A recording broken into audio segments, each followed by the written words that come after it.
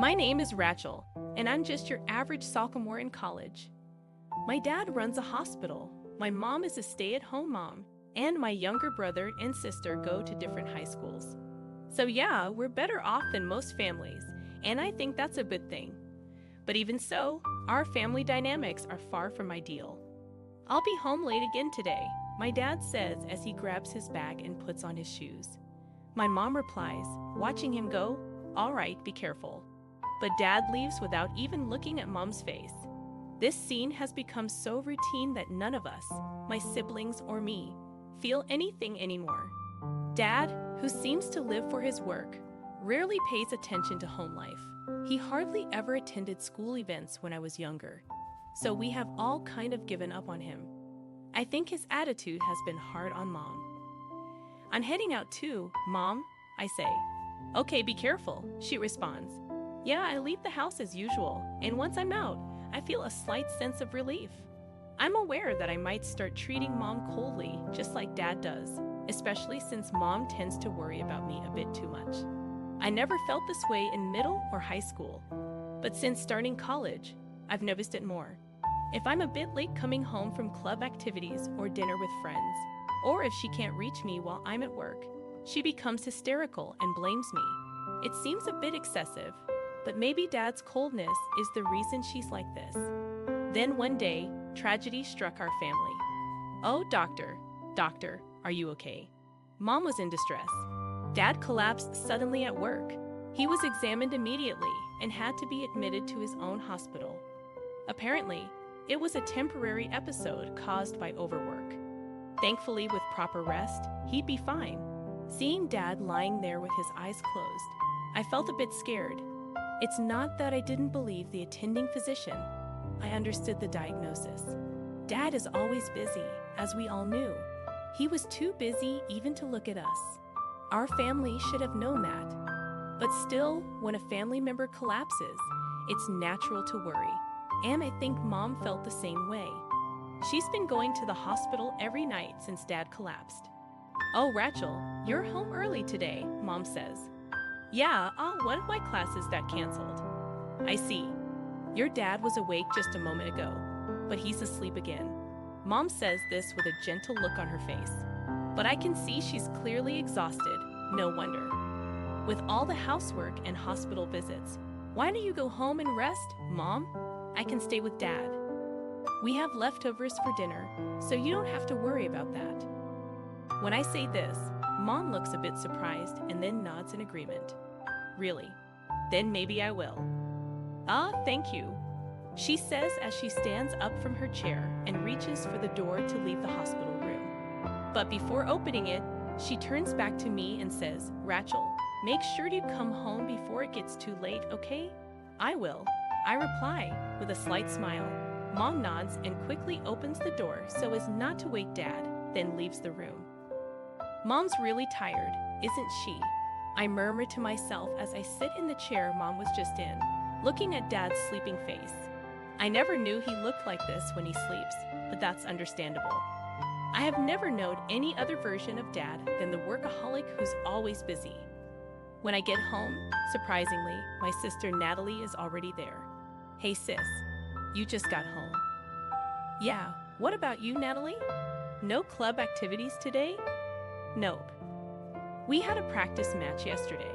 So dinner or shower first?" Natalie asks, twirling around in her petite frame. Seeing my cute sister, I feel a bit relieved and say with a small smile, "Let's go for dinner first. Have you eaten yet?" "Yeah, I already ate. Christian is probably still studying at school. He should be back soon though. It's exactly 7:00 p.m. My brother Christian will probably be home around 7:30 at the earliest." "All right. Change into your loungewear and come to the living room. I prepared my special menu for today. Didn't we have leftovers from yesterday?" "Yeah, but it felt a bit bland, so I made some salad and soup too." The table is set with yesterday's leftovers along with freshly made salad and soup. "Thanks, Natalie. It's delicious," I say with a slightly relaxed tone. Natalie washes the dishes with a slightly shy smile. "Where's Mom?" "She already went to bed. Didn't even have dinner. Is she not feeling well? I don't know. She was already asleep in her room when I got home. And there were no dinner dishes, so I guess she didn't eat. She must be really tired, I say, looking down at my dinner, searching for the right words. Then Natalie speaks up with a somewhat serious tone. Ah, hey sis. Yeah, what's up?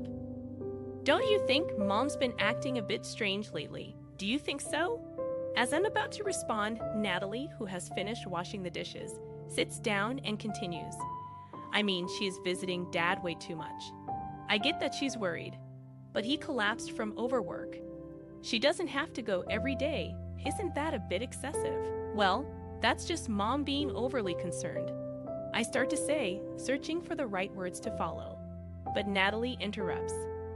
I actually saw what was in Mom's bag when she was going to visit Dad the other day.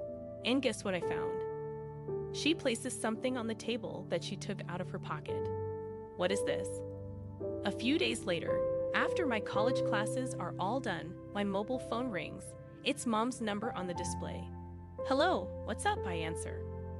Rachel. Mom? She hesitates with a shaky voice, as if she's on the verge of hyperventilating. Mom tells me that Dad has passed away. Upon hearing this, I cancel all my plans and head to the hospital. When I arrive, I go to the room where Dad had been sleeping and open the door. Inside, the attending physician, the nurse in charge, and Mom are all looking down at Dad, who has his eyes closed. Noticing me, the attending physician speaks up.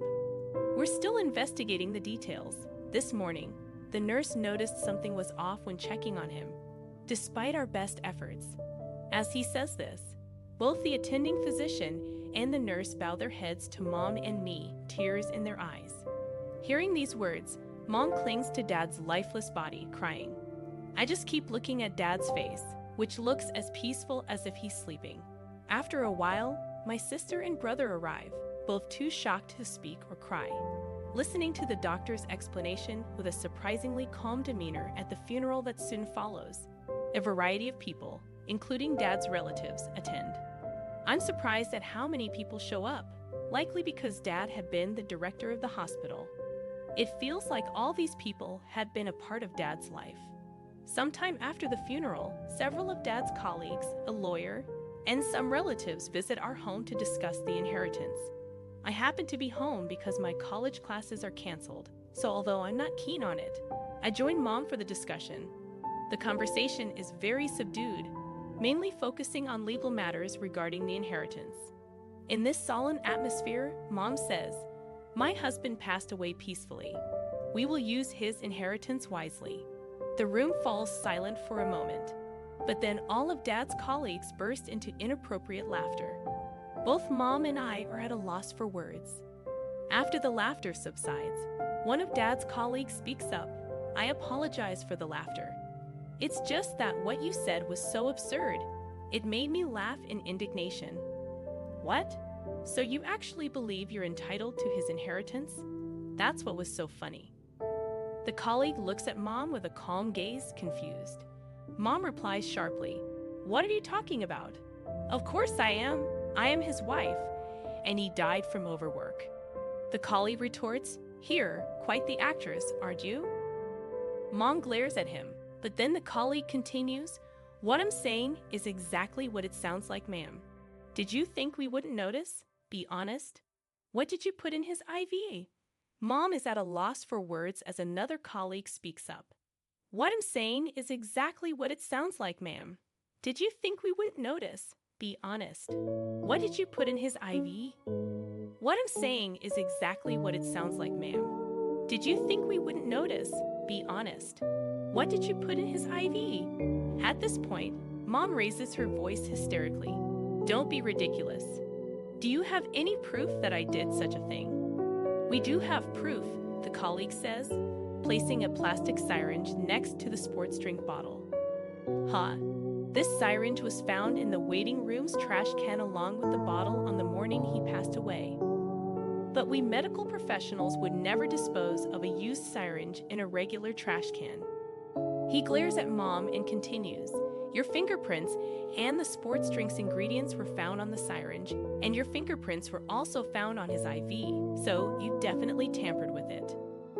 As they say this, I stare at Mom. She can't say anything in response. Her silence is an admission of guilt. That day, Mom is taken away by the police. A few days later, I visit someone. Rachel, are you sure about this? The colleague asks. Yes, thank you for everything, I reply, bowing deeply to him. I was the one who tipped him off about the syringe. He had carefully investigated everything after the funeral. If it weren't for the janitor telling me about the syringe, I wouldn't have known either. But I feel guilty for taking your mother away from you, the colleague says remorsefully. It's okay. The mom at that time was no longer our mom, I explained, bowing again. I could only think of Mom, who had shed fake tears at the funeral, as a stranger. Now, my siblings and I are living with our paternal grandfather. I hope to have a real family this time. Later, I visit Mom once to ask her why she did it. Then, Mom, why? I inquire. It's obvious. If everything had gone as planned, all of his inheritance would have been mine. I have been enduring and pretending all this time, Mom mutters to herself, clearly unhinged. Seeing her like this confirmed that her tears, words, and actions had all been lies. I realized she could never be part of the family again. Now my siblings and I are living with our paternal grandfather. I hope to have a real family this time.